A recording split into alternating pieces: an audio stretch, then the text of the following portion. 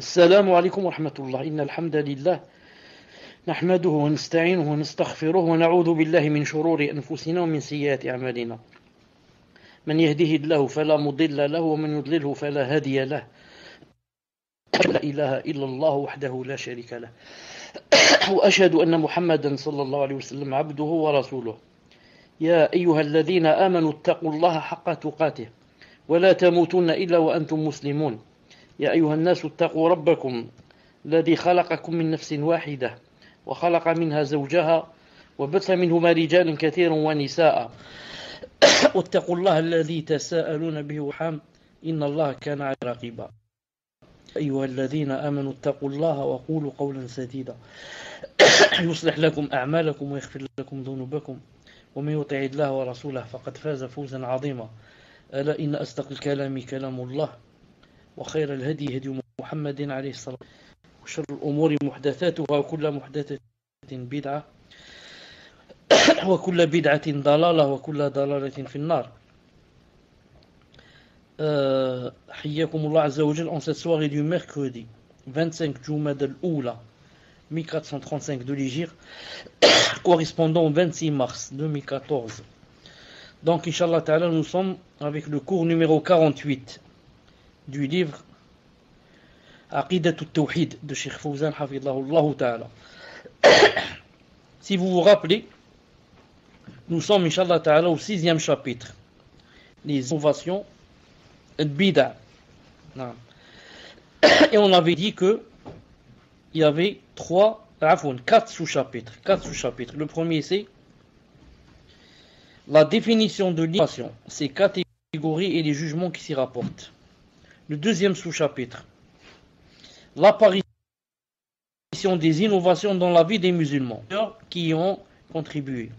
Troisième sous-chapitre, la position de la communauté musulmane vis-à-vis des innovateurs et la méthodologie des gens de la et du consensus pour les réfuter. Dernier sous-chapitre, quelques exemples d'innovation contemporaine. Donc nous, Inch'Allah Ta'ala, nous sommes toujours premier sous-chapitre, la définition de l'innovation, ses catégories et les jugements qui s'y rapportent. طيب. طيب. Donc on a vu la définition et on a vu aussi ses catégories. On revient un peu, pour toujours réviser, on revient sur ces catégories. On a dit, les catégories d'innovation sont de deux sortes. La première, il s'agit d'une innovation verbale doctrinale.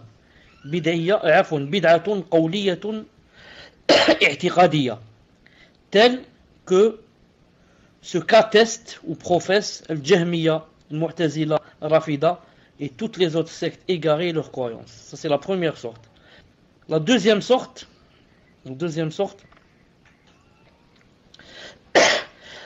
il s'agit de l'innovation dans les cultes, al-bid'atu fil ibadat, tel que le fait de consacrer à Allah un rite qu'il n'a pas décrété.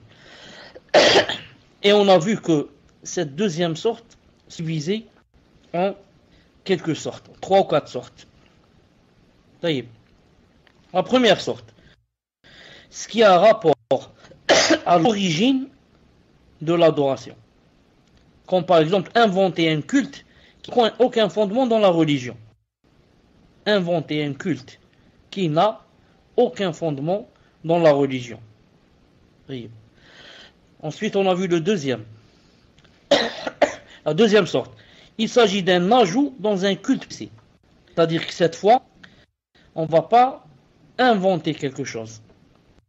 Mais plutôt, on va ajouter à une adoration qui existe déjà. On va lui ajouter quelque chose ou lui retrancher quelque chose. Troisième sorte.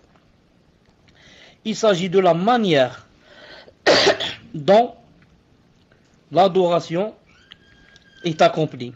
C'est-à-dire que l'adoration existe déjà, mais qu'est-ce qu'on va faire maintenant? On va quoi? C'est dans la manière de la faire, c'est tout. On va rien ajouter ni retrancher. Mais la manière de faire cette adoration va la faire entrer dans la bid'a. Et la quatrième sorte, il s'agit de compter des moments bien particuliers qui ne sont mentionnés ni dans le Coran ni dans la Sunna pour accomplir une adoration. Et on avait donné aussi des exemples. Le cours d'aujourd'hui, Inch'Allah Ta'ala, c'est le jugement de tout type d'innovation dans la religion. Le jugement, quel est le hukm de tout type d'innovation dans la religion. Cheikh Fawzan, hafidahullah ta'ala, dit: toute innovation dans la religion est illicite et considérée comme égarement. Ceci, d'après la parole du prophète sallallahu alayhi wa sallam: wa iyyakum wa muhdathati al-umur fa inna kulla muhdathatin bid'ah wa kulla bid'atin dalala. C'est-à-dire, prenez garde aux choses inventées dans la religion, car toute invention est innovation, et toute innovation est égarement. Voir Sahih al-Jami' 2549. Dans un autre hadith, le prophète alayhi salam a dit: Man ahdatha fi amrina ma laysa minhu fa huwa rad. C'est-à-dire, celui qui a introduit dans notre affaire-ci, c'est-à-dire l'islam, ce qui n'en fait pas partie, son acte sera rejeté. Bukhari Muslim. Et dans une autre version, il a dit, sallallahu alayhi wa sallam: Man amila amalan laysa alayhi amruna fa huwa rad. C'est-à-dire, quiconque commet un acte conforme à notre acte, à l'islam, son acte sera rejeté, rapporté par Muslim. Donc ces deux hadiths confirment que toute invention dans la religion est une innovation, et que toute innovation est un égarement et sera donc rejetée.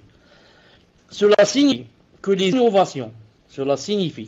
innovations dans les cultes et les croyances sont illicites. Mais le degré d'interdiction perd selon la nature de l'innovation et de la bid'a.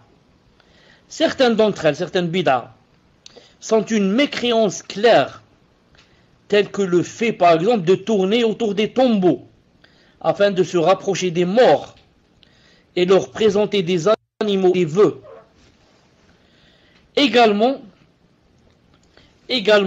invoquer les morts et implorer leur secours entre dans la même catégorie, c'est-à-dire la bid'a qui fait sortir la personne de l'islam.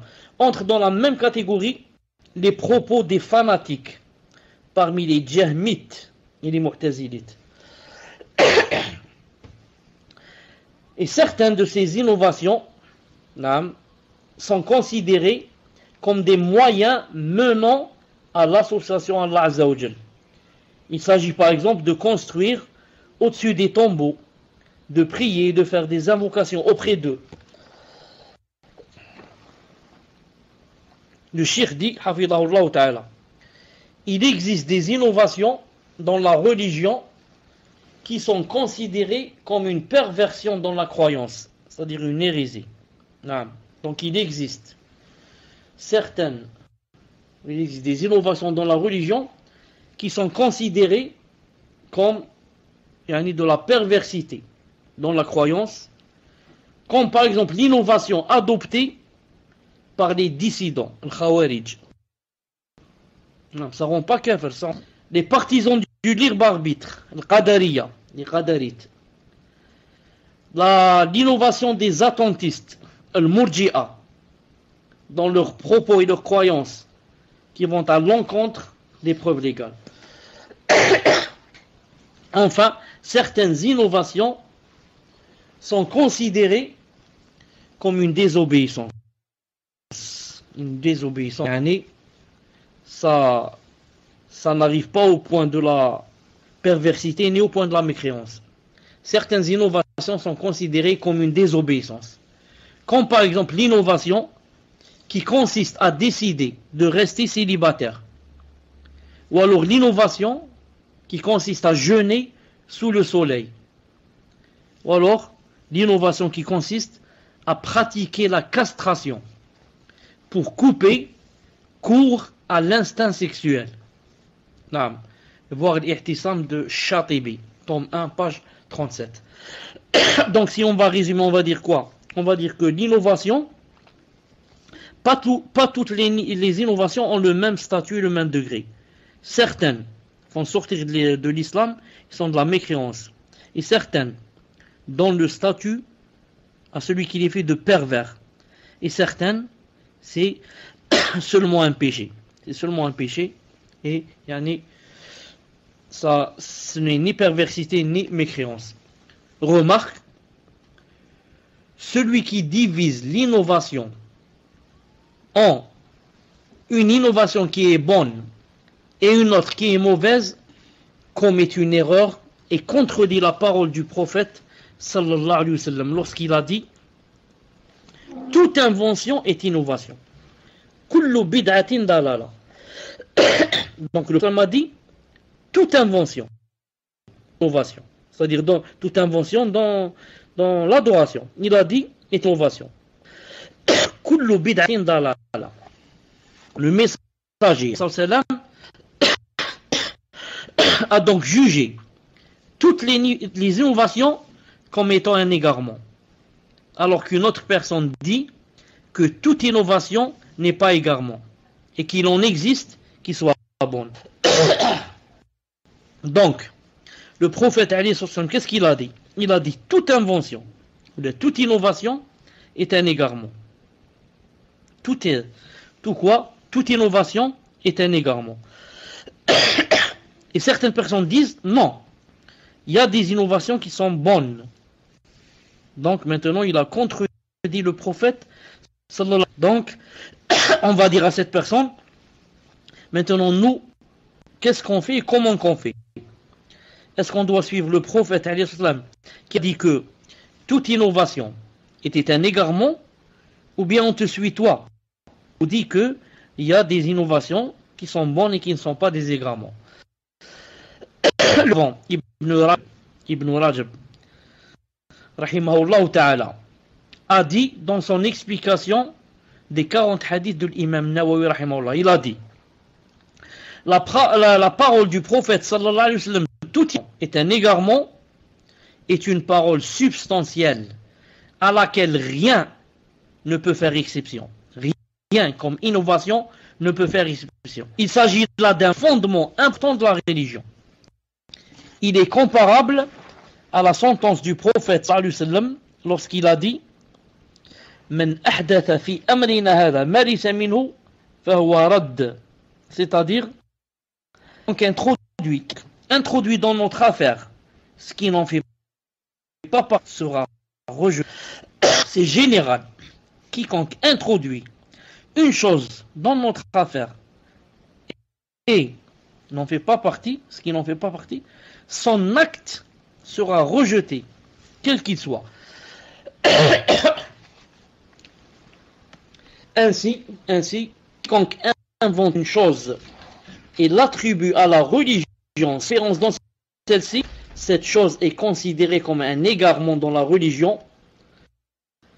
Un égarement, je répète, ainsi quiconque invente une attribue à la religion sans référence dans celle-ci, cette chose est considérée comme un égarement dont la religion se désavoue complètement. Et cela que ce soit dans le domaine des croyances ou celui des actes ou des paroles apparentes ou cachées. En effet, ceux qui prétendent qu'il existe une bonne innovation n'ont pas de preuve. Si la parole de Omar ibn al-Khattab radiyallahu ta'ala anhu, lorsqu'il a dit à propos de la salade des tarawih, il a dit Ni'matul bid'i, quelle bonne innovation. Donc Omar ibn al-Khattab radiyallahu ta'ala anhu est rentré à la mosquée, il a vu des gens prier après la mort du prophète prier, 3 derrière quelqu'un qui les guide, ensuite là-bas dans un autre angle, un autre imam à 5 ou 6, dans un autre angle, un imam avec 4 ou 5.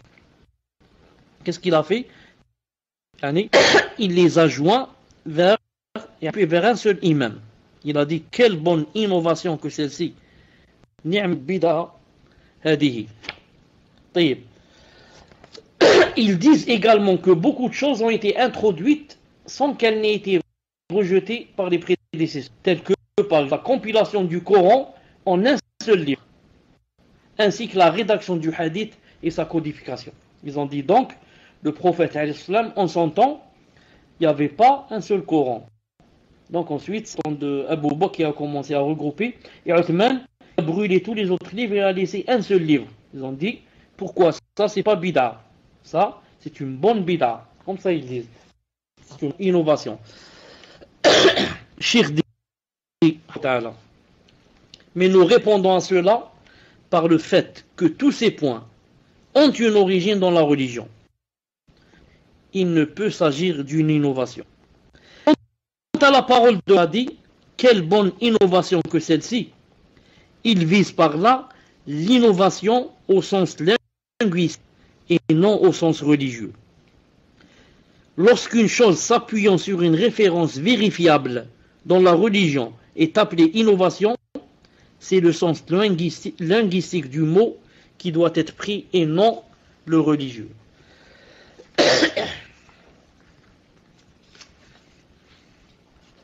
Ceci, car d'après la terminologie religieuse, le terme innovation désigne ce qui ne possède pas d'origine dans la religion.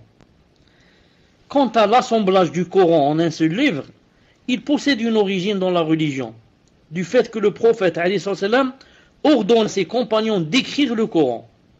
Mais il fut écrit en texte éparpillé. Alors les compagnons le rassemblèrent en un seul volume afin qu'il soit gardé intact. Si on revient maintenant à la salat tarawih, prière tarawih, en groupe pendant le mois de Ramadan, le prophète sallallahu alayhi wa sallam l'a pratiqué que nuit avec ses compagnons, puis il s'est dit par peur qu'elle leur soit imposée. Donc salat tarawih, Omar quand il a dit quelle bonne bid'a, il ne parlait pas de la bid'a religieuse. La preuve, c'est que salat tarawih, le prophète alayhi sallam lui-même l'a faite quelques jours. Il priait derrière lui 2 ou 3 nuits. Ensuite, il s'est abstenu. Pourquoi? De peur qu'elle leur soit imposée. Mais les compagnons ont continué à accomplir tarawih, salat tarawih, séparément durant la vie du prophète sallallahu alayhi wa sallam et après sa mort, jusqu'à ce que Omar radiyallahu ta'ala anhu les rassemble derrière un seul imam. Faisait le prophète alayhi salam. Il ne s'agit pas d'une innovation dans la religion. Quant à ce qui concerne la rédaction des hadiths, ça pose également une origine dans la religion. En effet, le prophète sallallahu alayhi wa sallam avait donné l'ordre à certains de ses compagnons de rédiger quelques hadiths lorsqu'ils le lui ont demandé. Abu Hurayra radiyallahu ta'ala anhu transcrivait des hadiths au prophète sallallahu alayhi wa sallam. Cela avait été interdit de son vivant alayhi salam d'une manière générale par mesure de précaution.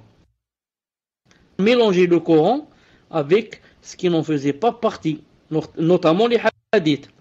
Mais lorsque le prophète alayhi salam mourut, cette interdiction perdit ses raisons, car le Coran était déjà achevé et ajusté à le prophète sallallahu alayhi wa sallam. Donc les musulmans se sont dit de rédiger les hadiths afin qu'ils ne soient pas perdus. Le cheikh dit qu'Allah les récompense au nom de l'islam et des musulmans, car ils ont préservé le livre d'Eigneur Azza wa Jal et de leur prophète alayhi salam de la perte et de la frivolité des libertins. Je termine en disant ce qu'a dit Al-Uthaymin rahimahullah. Il a dit toute personne qui dit qu'il y a une bonne innovation, c'est de deux choses l'une. Ou bien, l'innovation n'est pas bonne. L'innovation, c'est un égarement. Toute innovation est égarement, comme a dit le prophète sallallahu alayhi wa sallam. Ou bien la deuxième des choses, ou bien que cette chose n'est pas bid'a. Et lui, il a cru que c'était une bid'a et il a dit c'est une bonne bid'a. Voilà, Inch'Allah Ta'ala, la réponse. Et voilà, Inch'Allah Ta'ala, pour le cours d'aujourd'hui. Bi'idhnillahi subhanahu wa ta'ala. سبحانك اللهم وبحمدك أشهد أن لا إله إلا أنت وأتوب إليك السلام عليكم ورحمة الله وبركاته السلام عليكم ورحمة الله. Donc Inch'Allah Ta'ala, sans tarder, si vous pouvez Inch'Allah Ta'ala poser la première question bi'idhnillah subhanahu wa ta'ala. Tfaddal. Assalamu alaikum Cheikh. Donc première question d'une sœur. Assalamu alaikum wa rahmatullahi wa barakatuh. Cheikh, je n'ai pas compris la dernière parole qui est celle de Cheikh Al-Uthaymin, rahimahullah. Pouvez-vous l'expliquer min fadlikum? Jazakallahu khayran ya Cheikh. طيب بسم الله الرحمن الرحيم والصلاة والسلام على أشرف المرسلين. Cheikh Ben Uthaymin rahimahullah ta'ala voulait dire par là que il veut appuyer le hadith que toute innovation est égarement. Il n'y a pas une bonne innovation et une mauvaise innovation. C'est ce qu'il veut dire. Alors il a dit, maintenant, si jamais une personne nous dit qu'il y a une bonne innovation, c'est de deux choses l'une. Ou bien, l'innovation n'est pas bonne, c'est un égarement et la personne s'est trompée. Elle s'est trompée quand elle a dit il y a une bonne innovation. Ou bien, cette chose n'est pas du tout une innovation. Et elle a cru que c'est une innovation et elle a dit c'est une bonne innovation. Alors que peut-être ce n'est pas du tout une innovation. C'est comme à peu près, par exemple, la personne qui va dire l'avion c'est une bonne innovation. On lui dit l'avion n'est pas du tout une innovation. Car nous on parle de l'innovation religieuse. On ne parle pas de l'innovation de la dunya. Donc, c'est pas la peine de dire que c'est une bonne innovation. Dit c'est une bonne invention, mais ça rentre pas dans l'innovation. Voilà ce qu'a voulu dire Cheikh rahimahullah ta'ala. Barakallahu fika Cheikh. Donc prochaine question d'une sœur. Qu'Allah Ta'ala vous récompense et vous élève, Cheikh. Je n'ai pas compris lorsque vous avez parlé de l'innovation linguistique concernant les propos de Omar radiyallahu anhu lorsqu'il a dit quelle bonne bid'a. Jazakallahu khayran. Je n'ai pas entendu la question, barakallahu fi. Il y avait des coupures. D'accord. Donc la question est la question d'une sœur qui dit qu'Allah Ta'ala vous récompense et vous élève, cher. Je n'ai pas compris lorsque vous avez parlé de l'innovation linguistique concernant les propos de Omar radiyallahu anhu lorsqu'il a dit quelle bonne bid'a. Jazakallahu khayr. Quand je parle, si vous entendez des coupures, il faut m'avertir. Bi'idhnillah subhanahu wa ta'ala. Pour l'instant, ce qu'il y a coupure, il n'y a pas. Alhamdoulilah. Donc, radiyallahu ta'ala anhu est rentré à la mosquée. Il a trouvé des gens en groupe. En groupe, 2, 3. Donc, Omar radiyallahu ta'ala, qu'est-ce qu'il les a groupés? Tous les petits groupes, il les a mis derrière un seul imam. Un seul. Je crois Ubay ibn Ka'b, si j'ai bon. Il les a groupés, il les a unifiés sous un seul imam. Il a dit quelle bonne bid'a. Les savants ont dit la bid'a ici, quand il a dit quelle bonne bid'a, il ne parle pas de religion. Pourquoi? Pour que ça soit bid'a, il faudrait qu'il n'y ait pas de délit dans la charia. Alors que le prophète alayhi salam lui-même a prié salat tarawih 2 ou 3 nuits.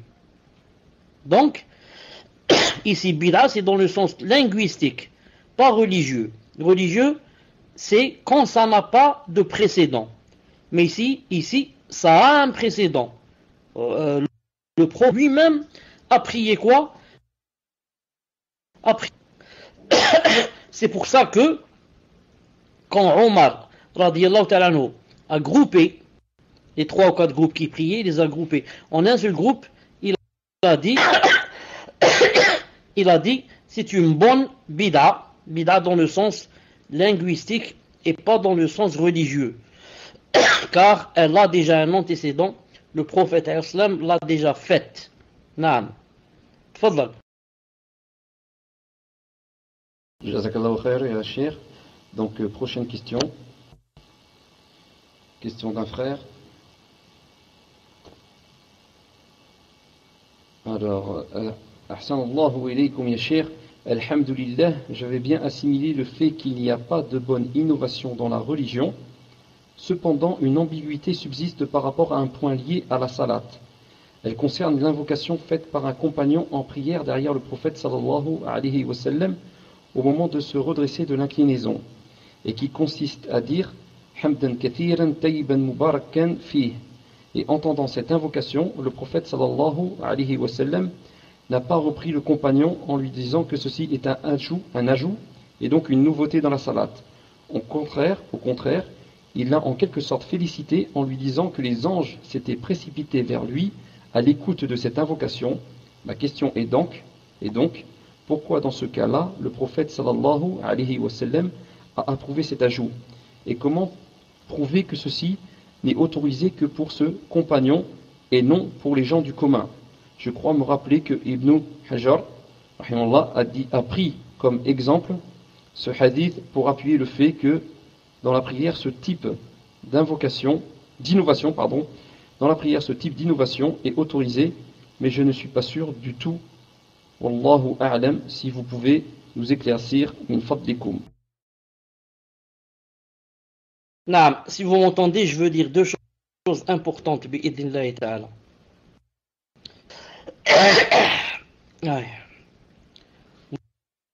Vous m'entendez? La première.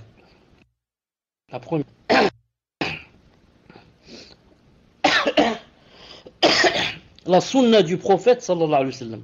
Nous, qu'est-ce qu'on doit suivre? Nous, les musulmans, on doit suivre quoi? On doit suivre le Coran et la sunna du prophète sallallahu alayhi wa sallam. Ensuite, d'après la compréhension des salafs. La base, c'est quoi? Le Coran et la sunna. Maintenant, la sunna du prophète sallallahu alayhi wa sallam se divise en 3 ou 4 petites sortes. La première sorte, c'est l'aqwal, les dires, tout ce que dit le prophète alayhi wa sallam. Ensuite, l'af'al, c'est ce qu'il fait aussi. Nous, on suit le prophète alayhi wa sallam dans ce qu'il dit et dans ce qu'il suit. Et troisième sorte très importante, taqrirat, c'est-à-dire ses consentements. Ça veut dire que le prophète sallallahu alayhi wa sallam, quand on fait devant lui une chose dans la religion et il ne désapprouve pas, il consent, ça veut dire que cette chose rentre dans la religion. Car le prophète alayhi wa sallam, il est impossible que tu fasses quelque chose devant lui et que ça soit haram et qu'il te laisse. Et maintenant, si tu fais quelque chose dans la religion et il t'approuve, ça veut dire que cette chose maintenant, cette chose qu'a faite, pas le prophète mais un compagnon, cette chose alors, tu peux la faire toi, moi, toi, et on va dire ça rentre dans quoi? Ça rentre dans la sunna du consentement. Ce n'est pas un dire du prophète, c'est un acte, il n'a rien fait, mais c'est un consentement. Il a consenti. Car le prophète, c'est un législateur. Ça, c'est un législateur envoyé par Allah subhanahu wa ta'ala. Donc, s'il approuve quelque chose, ça veut dire que c'est légiféré. Donc, ce que je voulais dire. Donc, maintenant, quand la personne a dit tout à l'heure, elle a dit c'était spécifique à cette personne. Non, pas spécifique à cette personne. Ce qu'a dit cette personne, La dua qu'elle a dit, Hamdan Tayyib al-Mubarak fi, etc. Et le prophète m'a dit, j'ai vu des anges se disputer. Cette parole qu'a dite ce sahabi radiallahu ta'ala anhu, c'est devenu une sharia, c'est devenu une législation. Et nous, dans la salat, on peut la dire. Pourquoi on l'a dit? Comme j'ai dit tout à l'heure, ce n'est pas parce que le sahabi l'a dite, mais c'est parce que le prophète islam l'a approuvé. Voilà la grande différence. Si le prophète islam n'avait pas entendu cette personne, on n'aurait pas dit comme cette personne. Mais puisqu'il a entendu, il l'a approuvé, on va quoi? On va dire que c'est rentré maintenant dans la législation. Ensuite, la deuxième chose que je voulais dire, dans la prière, il y a les invocations, les doigts. Il y a le dhikr, le dhikr. Le dhikr, c'est par exemple, quand tu t'inclines, tu dis Subhan Rabbi al-Azim wa bihamdi. Quand tu te relèves, tu dis par exemple Sami Allah liman hamidah. Quand tu te prosternes, par exemple, tu dis Subhan Rabbi al-A'la. Ou bien Subhan Rabbi al-A'la wa bihamdi. Ou bien Subbuh, Quddus, Rabbul Malaikati wa Ruh. C'est un exemple. Ça, c'est le dhikr. Je dis. Le dhikr qu'on doit dire dans la salat, c'est quelque chose de légiféré, on ne peut pas tirer de sa tête. On ne peut pas tirer de sa tête. Ou bien, le prophète il ne nous l'apprend, ou bien, ça veut dire, ça devient une sunna de la parole du prophète, ou bien par consentement. Comme il a vu ici quelqu'un dire quelque chose, il a accepté de lui, c'est devenu une sharia. Par contre, l'invocation, les doigts, tu es libre. Le doigt, après avoir dit dans la prosternation Subhan A'la 3 fois, tu es libre de faire des doigts à ta manière, de demander une maison, de demander une voiture, de demander la santé, de demander la richesse. Tu es libre. Pourquoi? Parce que c'est une invocation. Quant au dhikr, on ne peut ni ajouter ni retrancher. On doit suivre la sunna du prophète sallallahu alayhi wa sallam. Donc, si maintenant une personne, par exemple, elle va s'incliner. Quand elle se relève, elle va dire par exemple un dhikr qui n'a pas existé au temps du prophète.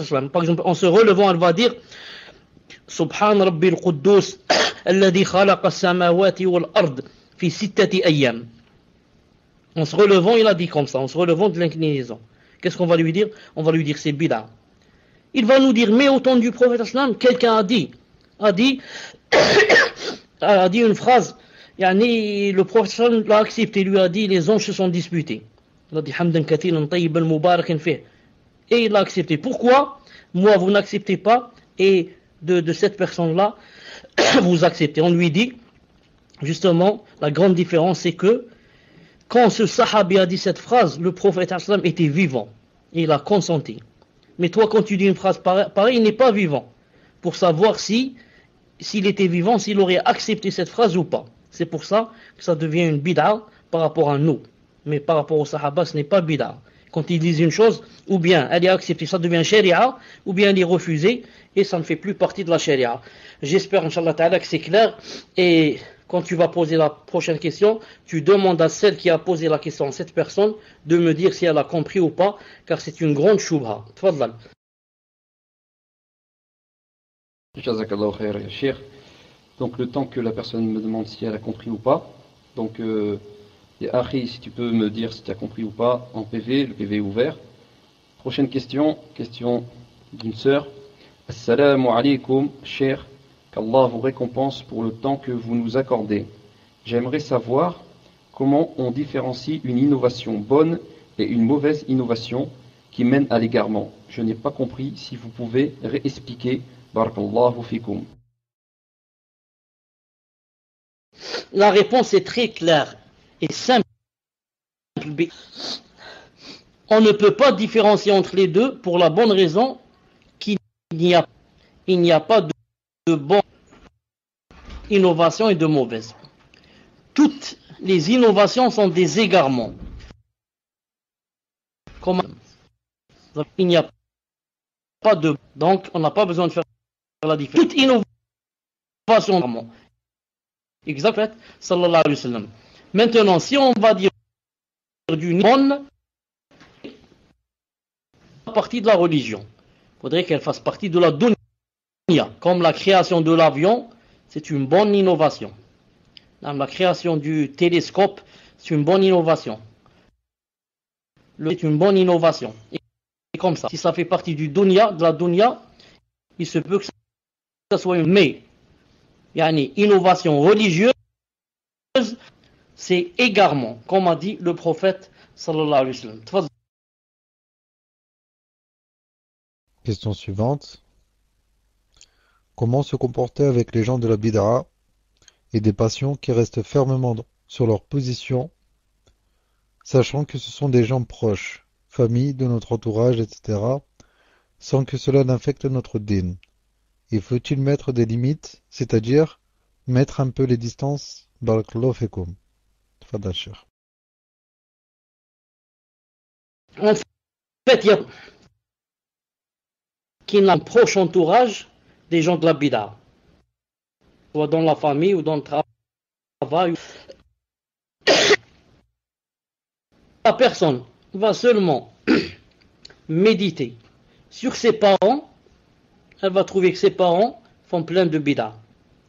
Et les parents qui sont méchants par la science, on compte sur les doigts de la main.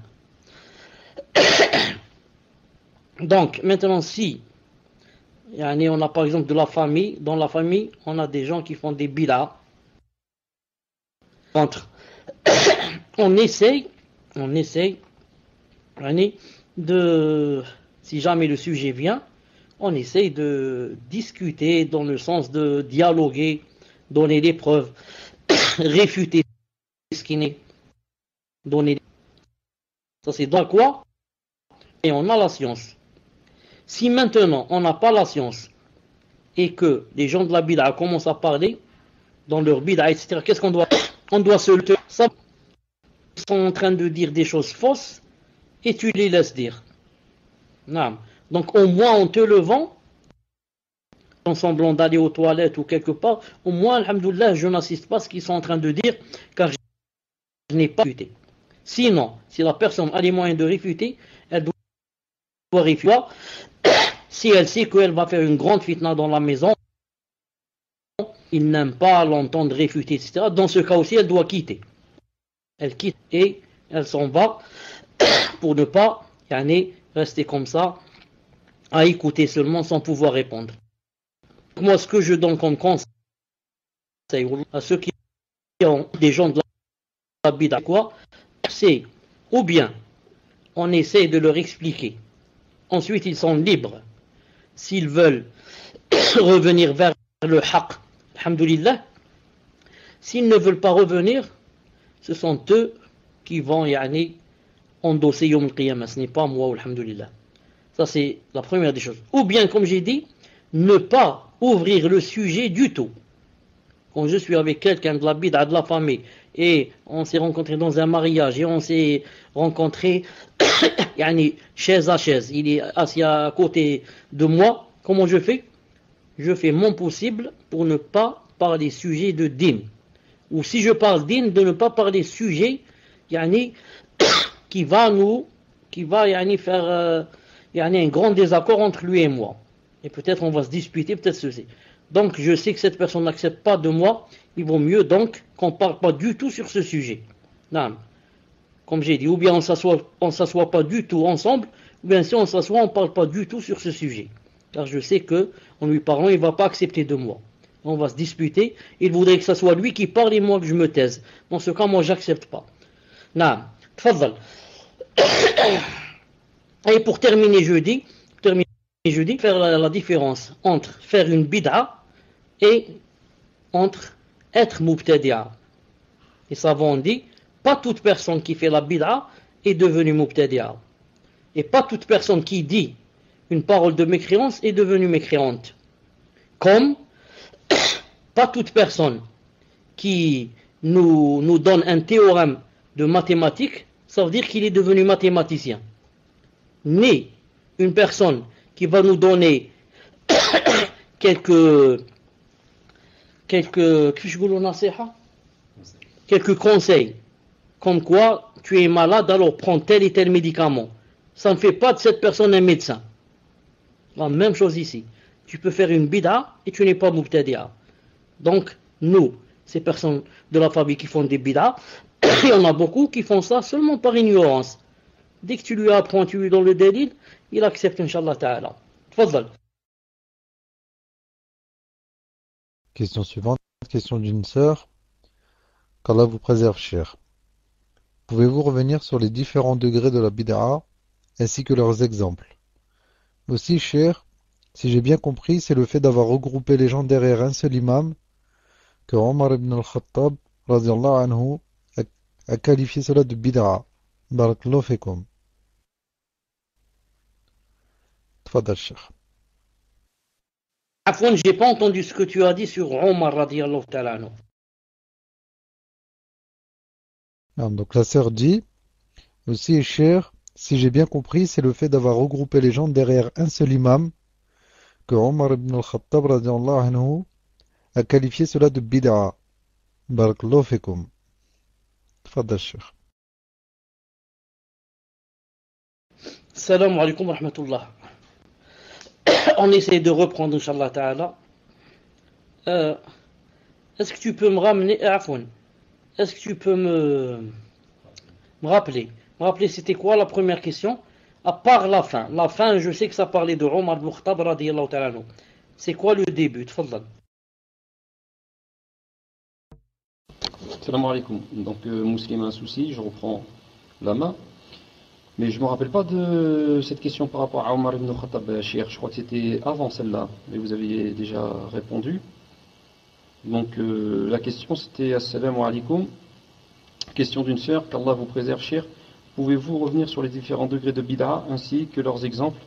Aussi, Cheikh, si j'ai bien compris, c'est le fait d'avoir regroupé les gens derrière un seul imam que Omar, que Omar ibn Khattab, radiyallahu anhu, a qualifié de bid'a. Barakallahu fik, Cheikh.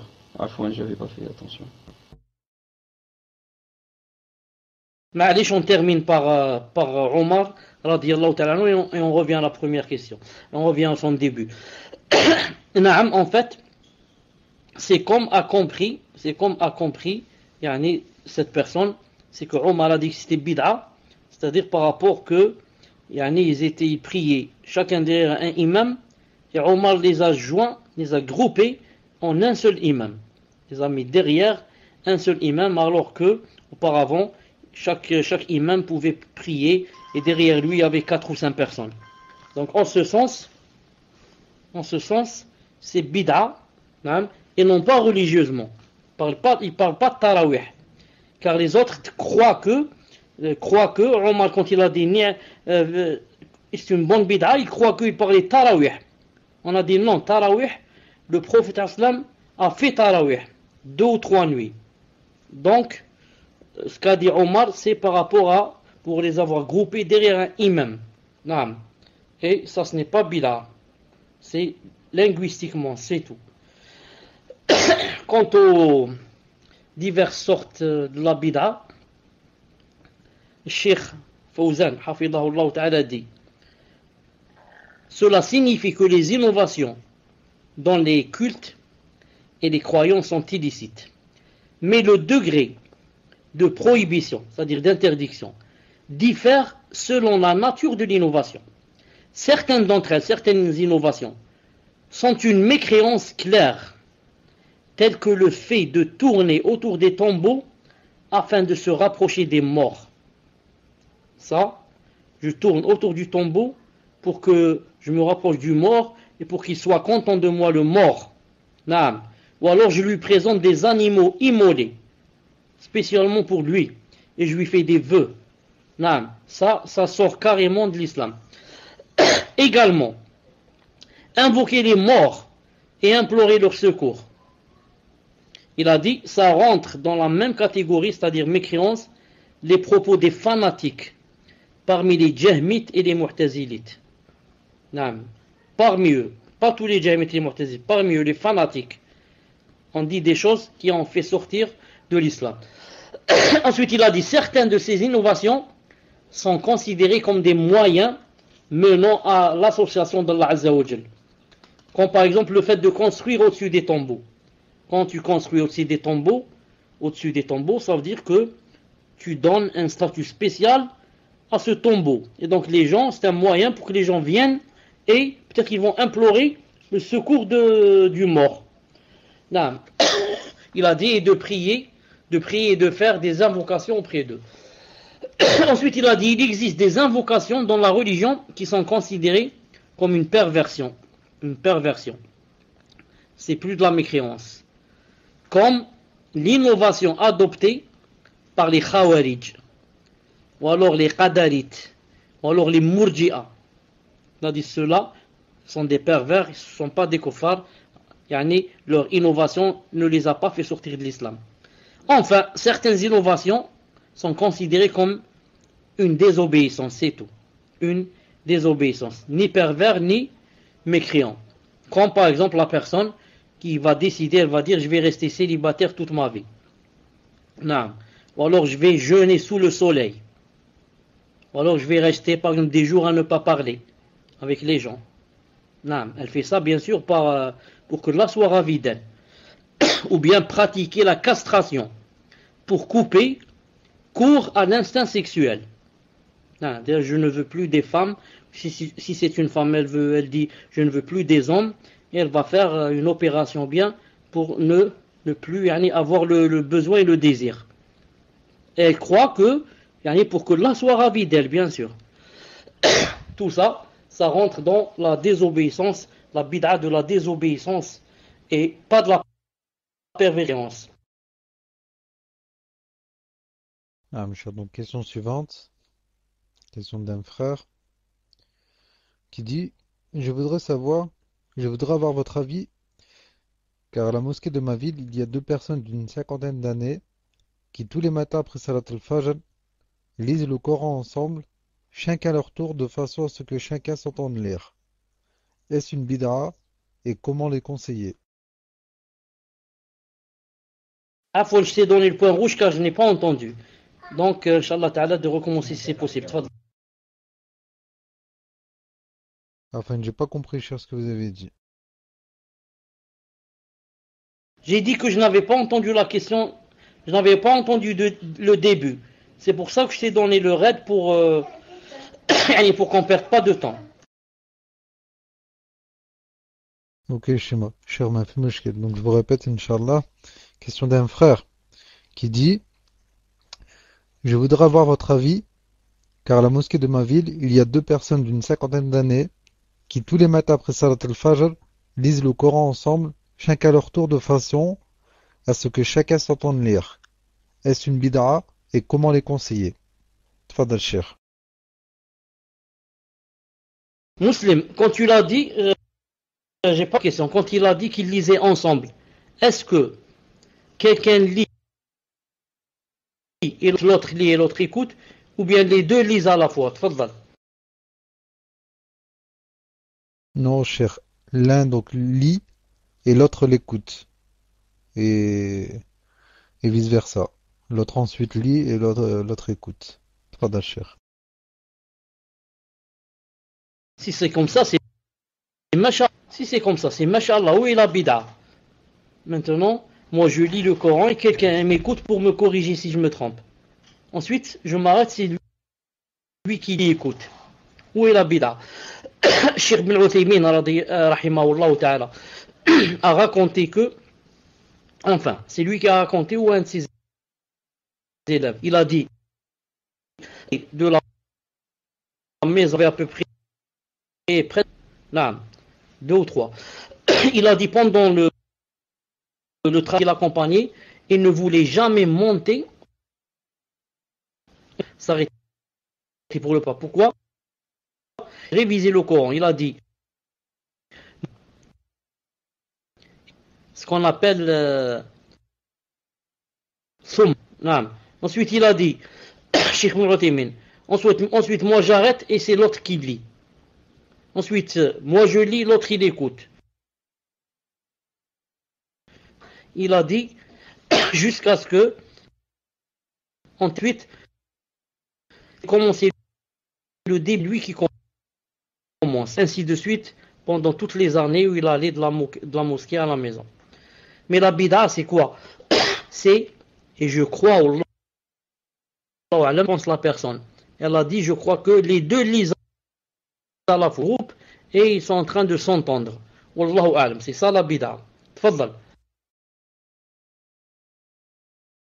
Question suivante, question d'une sœur qui dit Hafizakumullah Sheikhana, est-il permis lors d'une assemblée, à la fin d'un cours ou lors d'un mariage par exemple, qu'une seule personne fasse des invocations à haute voix? Aussi, si cela est permis, les personnes présentes peuvent-elles lever les mains ou non? Si cela entre ou pas dans l'invocation, Barakallahu fikum. Tfadal Cheikh.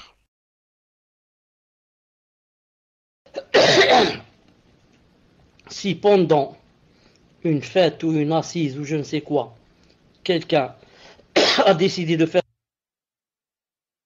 des doigts et a commencé à dire, par exemple, Atihim Durriya Tayyiba et Kada,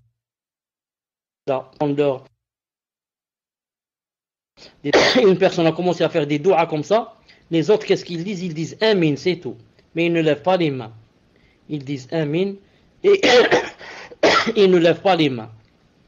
Il y a un hadith authentique un sahabi ou un tabi'i. Non, un sahabi ou un tabi'i a invité des gens à la maison et avant de quitter, quelqu'un a dit, je vais commencer à faire des doigts et dites Amin.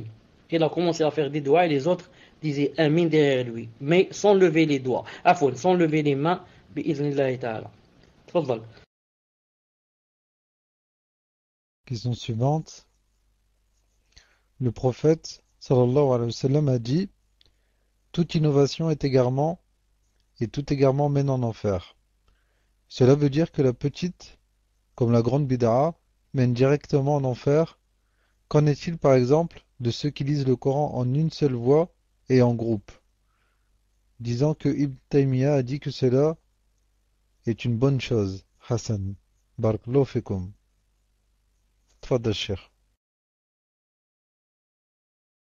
Naam, Cheikh Ibn Uthaymin rahimahullah a dit que c'est possible aussi. Il a dit à condition si c'est pour l'apprentissage. Il a dit ce n'est pas pour réciter, mais pour apprendre. Il a dit s'il n'y a que ce moyen de réciter en groupe, il a dit Inch'Allah Ta'ala c'est permis. Al-Muhim, c'est un avis, c'est un ijtihad de Cheikh Ibn Uthaymin rahimahullah, et comme a dit aussi Cheikh l'Islam. Je vais dire une chose importante. Ceux qui ont dit que c'était permis, comme a dit Cheikh Ibn Uthaymin ici pour l'apprentissage, ou Cheikh l'Islam aussi, et que beaucoup de gens maintenant dans les mosquées, par exemple, surtout ici en Algérie, on voit dans les petites mosquées, les petites villes où il n'y a pas de science, etc., toujours avant de commencer la salat, surtout salat al-Dhuhr et l'Asr, ils vont se grouper, 4 ou 5 personnes, et ils vont commencer à lire en une seule voix. Une seule voix. Ils disent tous à la fois. Ça se fait en Algérie dans presque toutes les mosquées où il n'y a pas de science et il y a les vieux, etc. Je pense que même au Maroc, c'est comme ça, et peut-être même au... Al-Muhim. Ce qu'il faut pas oublier, quelque chose de très, très important. Shubha. C'est quoi la shubha? La shubha, l'ambiguïté, c'est qu'ils ont un hadith authentique du prophète sallallahu alayhi wa sallam, où il a dit ما اجتمع قوم في بيت من بيوت الله يتلون كتاب الله ويتدارسونه فيما بينهم إلا ونزلت عليهم السكينة, etc. Donc le prophète a dit dans un hadith authentique, il n'y a pas un groupe de gens qui se groupent dans une maison des maisons d'Allah, dans la mosquée. Ensuite, pour réciter le Coran et l'étudier, sans que les anges ne descendent, etc. Ils ont dit, donc le prophète lui-même a dit que il n'y a pas un groupe qui se réunit pour réciter le Coran sans que Allah Ta'ala ne descende les anges et ne soit ravi d'eux. Donc ils ont dit, voilà, on a un hadith qui dit qu'on peut se grouper pour réciter le Coran. Donc si une personne croit comme ça, elle n'est pas dans la bid'a, mais elle est dans la shubha. Elle a une shubha. Ça devient bid'a quand tu lui donnes toutes les preuves et que ce n'est pas ça le sens du hadith, et il dit non, je n'accepte pas, je continue. C'est pour cela donc il faut faire la différence entre yani, faire une chose avec un dalil mais mal compris et faire une chose sans dalil du tout. Tfadal. Question suivante. Cher Hafizakumullah, est-ce qu'on peut dire que dans chaque innovation, il y a du shirk? Barakallahu fikum. Tfadal, cher. Asma, oh là, j'ai pas entendu la question.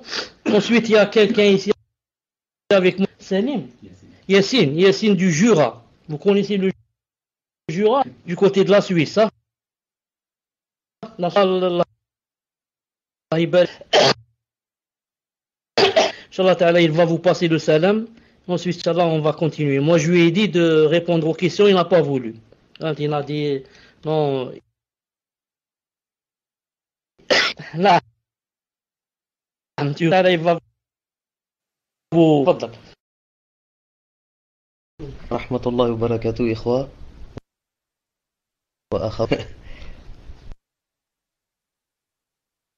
Je suis content d'être avec vous, avec Cheikh. Alhamdulillah. Et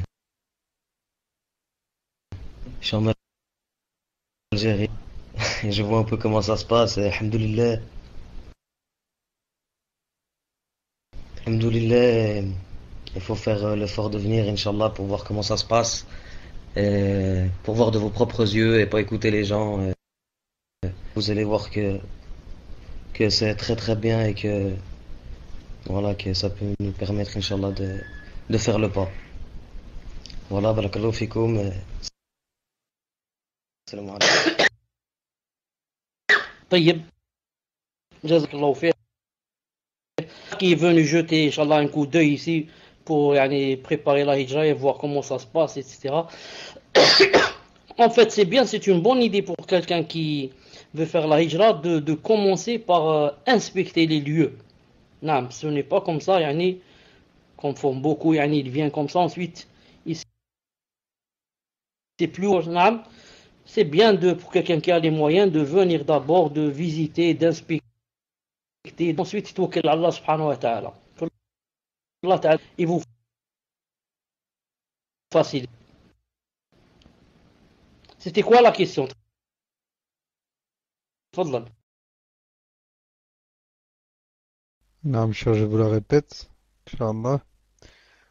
Donc la personne dit, cher Hafizakumullah, est-ce que l'on peut dire que dans chaque innovation, il y a du shirk? Barakallahu fikum. Tfadal, cher. Chose.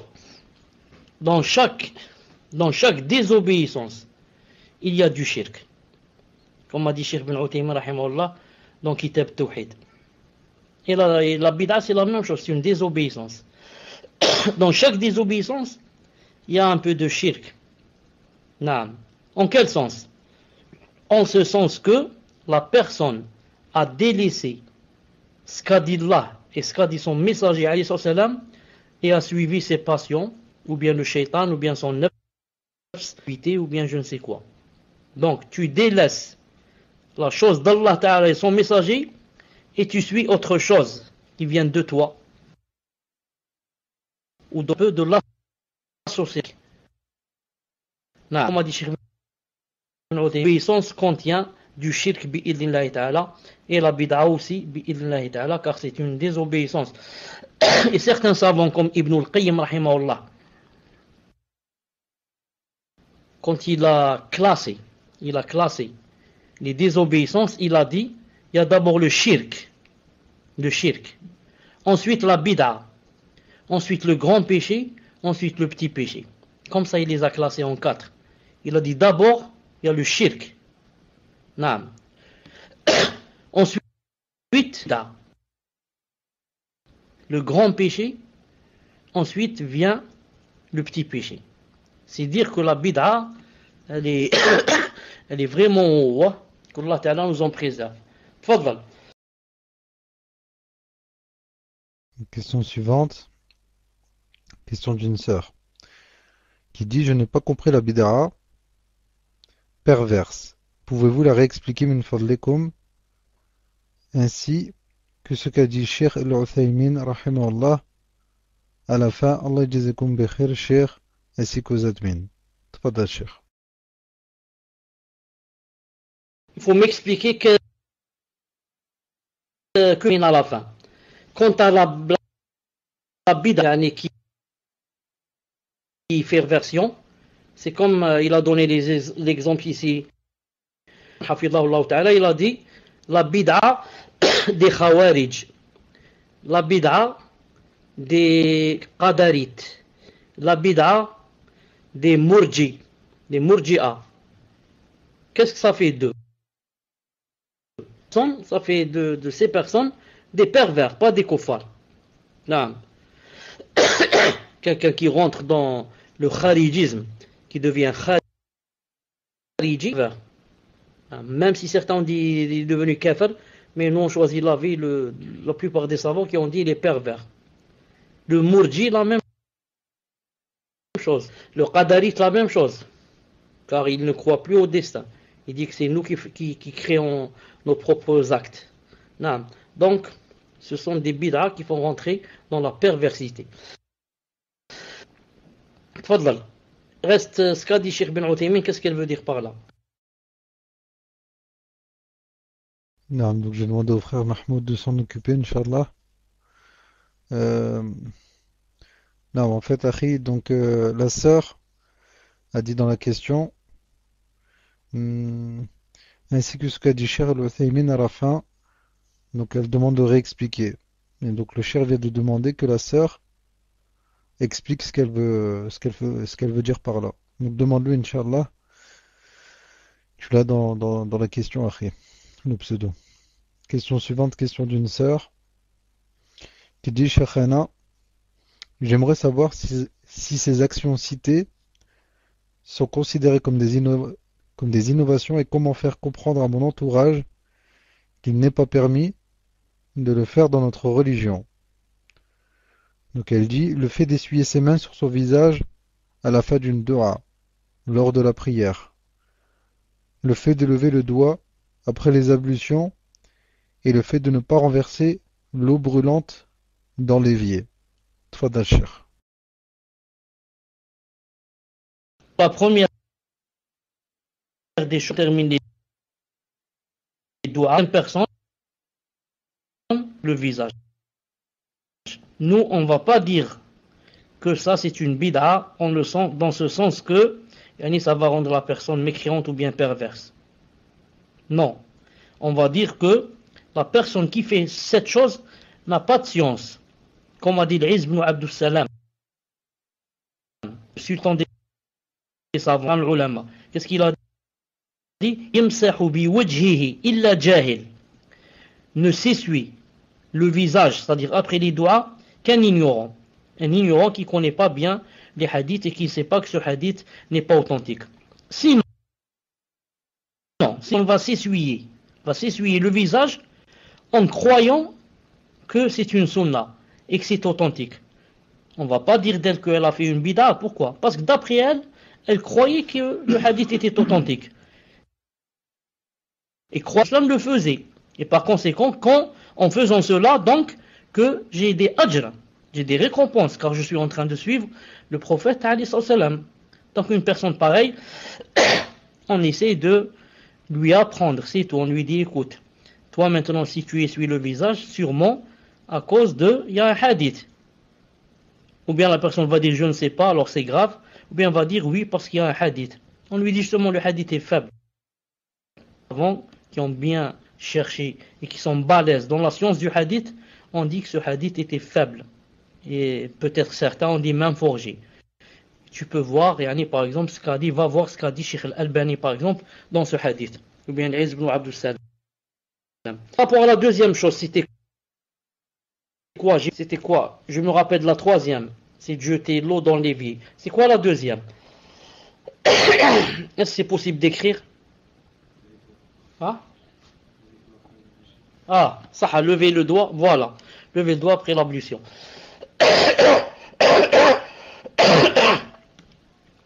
Ça aussi, c'est le jahl, c'est tout. C'est la personne qui ne connaît pas la sunna. Personne qui ne connaît pas la sunna, qui ne connaît pas bien la sunna du prophète, alayhi salam, qui va lever le doigt. C'est pour ça que tu vas trouver la plupart des musulmans, ils vont lever le doigt après les ablutions. Mais qui des musulmans? Ceux qui ne sont pas des talibouines. Ceux qui se suffisent, ils disent, moi c'est pas la peine d'apprendre, ça me suffit de prier, de jeûner, de faire la zakat et le hajj, et ça suffit. Donc, des personnes pareilles, on leur apprend, c'est tout. On leur dit, le fait de lever le doigt après les ablutions, ou alors de regarder le ciel comme font d'autres, il n'y a rien dans la sunna en ce sens. Maintenant, si la personne nous croit et délaisse cette chose, alhamdoulilah, si elle délaisse pas, c'est elle qui est en train donc d'inventer des choses.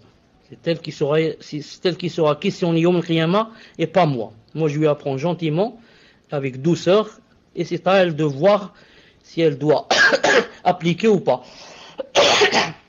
Mais de là par exemple, à dire je vais isoler et m'exiler d'une personne par exemple qui lève le doigt après les ablutions. Si tu es un mubtadi', je ne vais plus lui parler. Ou alors, je ne vais plus parler à mon frère ou mon voisin, car je l'ai vu quand il fait les doigts, il s'essuie le visage. Donc c'est un mubtadi', je ne vais plus lui parler. Ça rentre dans quoi? Ça rentre dans le rouleau. Ça rentre dans l'exagération. C'est pas comme ça qu'on fait la da'wa bi'idhnillahi ta'ala. Il reste 5 minutes. Quand tu as jeté l'eau chaude dans le levier, je ne connais pas un hadith clair ou un verset qui interdise cela. Mais ce que je sais, j'ai lu une fois une fatwa des savants, d'un grand savant, on lui a dit, pour le fait de jeter de l'eau chaude dans le levier, sans dire bismillah, où est-ce qu'on doit dire bismillah? Il a dit l'eau chaude, ni on dit bismillah, ni on la jette dans le levier. Il a dit on la laisse refroidir. Non. Mais il n'a pas cité de délil. Pourquoi? Je pense, wallahu ta'ala alam, qu'on ne jette pas de l'eau chaude dans le levier à cause que le shaitan et le djinn, comme vous savez, il aime les choses chaudes, l'eau chaude. Il a été créé de feu. C'est pour ça en islam il est interdit de prier dans le bain mort. Il est interdit de prier à cause des djinns. Donc en ce sens on ne jette pas de l'eau chaude par peur qu'on soit frappé par un djinn ou quelque chose comme ça. Sinon il n'y a pas un hadith ou un verset qui disent que ne faut pas jeter l'eau chaude dans le levier. Wallahu ta'ala a'lam. Tfaddal. Non, mes chers, donc la sœur qui a posé la question précédente par rapport à Cheikh Al-Uthaymin a dit par rapport aux bonnes et aux mauvaises bid'a. Ce que vous avez dit de Cheikh Al-Uthaymin par rapport aux bonnes et aux mauvaises bid'a. Tfaddal, Cheikh. Je disais, je n'ai pas compris pourquoi vous n'avez pas pu comprendre ce qu'a dit Cheikh Ibn Uthaymin alors que c'est très simple à comprendre. Donc je pense, wallahu ta'ala alam, que c'est moi qui ne fais pas bien comprendre. Wallahu alam. Chauffe. Le prophète sallallahu alayhi wa sallam a dit toute invention, toute innovation est un égarement. Toute innovation est un égarement. Maintenant, il y a des gens qui viennent et qui disent non. Il y a des innovations qui sont bonnes, il y en a d'autres qui sont mauvaises. Cheikh Ibn Uthaymin rahimahullah a dit celui qui dit une phrase comme ça, c'est-à-dire qu'il y a de bonnes innovations dans la religion, on dit de lui de deux choses l'une. Ou bien, cette innovation dont il vient de dire qu'elle est bonne, elle n'est pas bonne. C'est lui qui s'est trompé. C'est un égarement. C'est comme a dit le prophète alayhi salam. Donc il s'est trompé, on lui dit Ismahli, tu t'es trompé. Il n'y a pas de bonne innovation. Toutes les innovations sont des égarements, comme a dit le prophète alayhi salam. Ça c'est la première, comment on dit ça, la première, disons, alternative. La deuxième, dit Cheikh Ibn Uthaymin, ou bien la chose n'est pas une bid'a en elle-même. Et cette personne a cru que c'est une bid'a. De là, elle a dit c'est une bonne bid'a. Comme en parlant de l'invention de l'avion. Une personne va dire l'avion, c'est une bonne bid'a. Donc, alhamdoulilah, dans le din, il y a des bonnes bid'a. On lui dit non, justement, l'avion n'est pas une bid'a du tout, car l'avion n'a rien à voir avec la religion. Non, nous on parle de religion. Dans la religion, toute innovation, c'est un égarement. Et toi, tu es en train de parler de l'innovation dans la dunya. Tu parles de l'avion, tu parles du téléphone, tu parles de je ne sais quoi. Ça, c'est dans la dunya. Dans la dunya, il y a les bonnes innovations. Nous, on parle de la religion. Dans la religion, il n'y a pas de bonnes innovations. Ou bien l'innovation est mauvaise et toi, tu ne l'as pas su, non, tu es aveugle, ou bien c'est une bonne innovation, d'accord, mais pas dans la religion. C'est plutôt dans la dunya. Demande à la personne si c'est clair, Inch'Allah Ta'ala, sinon je réexplique. Mahmoud demande lui, Inch'Allah. Et donc, cher, les 5 minutes sont passées. Donc, je ne sais pas. C'est terminé, puisqu'il est 23h33. Tfadal, cher. On attend la confirmation. C'est très clair, alhamdulillah. Alhamdulillah que c'est très clair. Le prophète, alayhi salam, comme il a dit. Ah, voilà. Alhamdulillah. Le prophète, alayhi salam, a dit Taraktukum ala al-mahajjati al-bayda. Layluha kanahariha. Je vous ai laissé sur un chemin très clair, de nuit comme de jour. Alhamdulillah. Et moi, ça me plaît de terminer mon cours sur une chose très claire, que la personne aille dormir en ayant les choses claires dans sa tête et pas des choubouhats. Fikum barakallah, je suis chez des invités. J'arrête, Inch'Allah Ta'ala. Subhanakallahumma bihamdik, ashhadu an la ilaha illa ant, astaghfiruka wa atubu ilayk. Assalamu alaikum wa rahmatullahi wa barakatuh.